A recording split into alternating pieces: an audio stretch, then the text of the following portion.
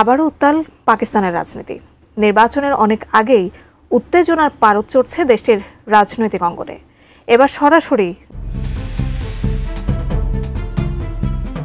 ইমরান খান পরিষ্কারভাবে জানিয়েছেন, রাজপথেই হবে সবকিছুর নিষ্পত্তি। ইমরান খান জেলে থাকলেও সেখান থেকেই দলকে বিভিন্ন নির্দেশনা দিয়ে আসছেন, আর সেই নির্দেশনা মোতাবেক পিটিআই এবার ডু অর ডাই মিশনে নামছে। লাহোরে এক সংবাদ সম্মেলনে দলটির শীর্ষ নেতাদের সঙ্গে উপস্থিত হয়ে খাইবার পাখতুনওয়ার মুখ্যমন্ত্রী আলী আমিন গান্দাপুর স্পষ্ট ভাষায় বলেন, ৯০ দিনের মধ্যে আমাদের সিদ্ধান্ত নিতে হবে রাজনীতি করব কিনা।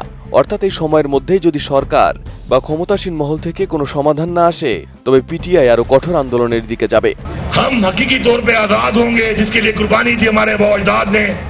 এই কর্মসূচি আনুষ্ঠানিকভাবে শুরু হয়েছে ১২ জুলাই থেকে, আর পিটিআই জানিয়েছে আগামী ৫ আগস্ট এই আন্দোলন চূড়ান্ত পর্যায়ে পৌঁছাবে, যে দিনটি ইমরান খানের কারাবন্দির ২ বছর পূর্ণ হওয়ার দিন। বিশ্বমানের থার্মিক্স রড, সালাম স্টিল থার্মিক্স, দেশের একমাত্র থার্মিক্স রড। গান্দাপুর জানিয়েছেন, এই আন্দোলনের অন্যতম লক্ষ্য হচ্ছে ইমরান খানের মুক্তি নিশ্চিত করা এবং পাকিস্তানের সাংবিধানিক রাজনীতি পুনঃপ্রতিষ্ঠা করা। সংবাদ সম্মেলনে গান্দাপুর বলেন, আমরা পাকিস্তানের জনগণের জন্য যুদ্ধ করছি। আমাদের বিরুদ্ধে আবার ফ্যাসিস্ট অভিযান শুরু হয়েছে এবং সাংবিধানিক আন্দোলনের অধিকার কেড়ে নেওয়া হচ্ছে। গান্দাপুর জানিয়েছেন, লাহোরে আগামী সমাবেশের জন্য আবেদন করা হবে। বলেন, খাইবার পাখতুনওয়ায় কেউ সমাবেশ করতে চাইলে আমি তাদের অনুমতি ও সুবিধা দেব। তিনি জানান, ইমরান খান সংলাপে রাজি, তবে সেটা হতে হবে যারা সিদ্ধান্ত নিতে পারে তাদের সঙ্গে। বলেন, ৯০ দিনের মধ্যে সংলাপ করুন এবং বর্তমান সমস্যার সমাধান করুন।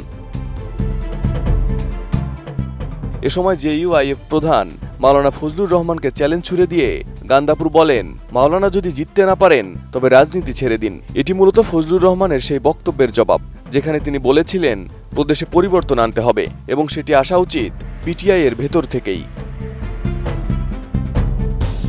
বিশ্লেষকদের মতে, পাকিস্তানের রাজনৈতিক সংকট দিনে দিনে গভীর হচ্ছে। ইমরান খানের মুক্তি, ক্ষমতাসীন দলের বিরুদ্ধে ক্ষোভ, গণতন্ত্র ও সংবিধান নিয়ে জন অসন্তোষ, সব মিলিয়ে ৯০ দিনের এই আলটিমেটাম অনেক কিছুর মোড় ঘুরিয়ে দিতে পারে।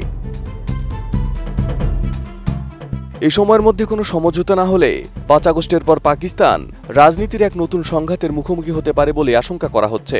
আর এই সংঘাতের কেন্দ্রবিন্দুতে থাকবেন ইমরান খান, যিনি কারাগারের অন্ধকারে থেকেও পাকিস্তানের রাজনীতিকে উল্টে পাল্টে দিতে পারেন। Arif Hasan, ATN news.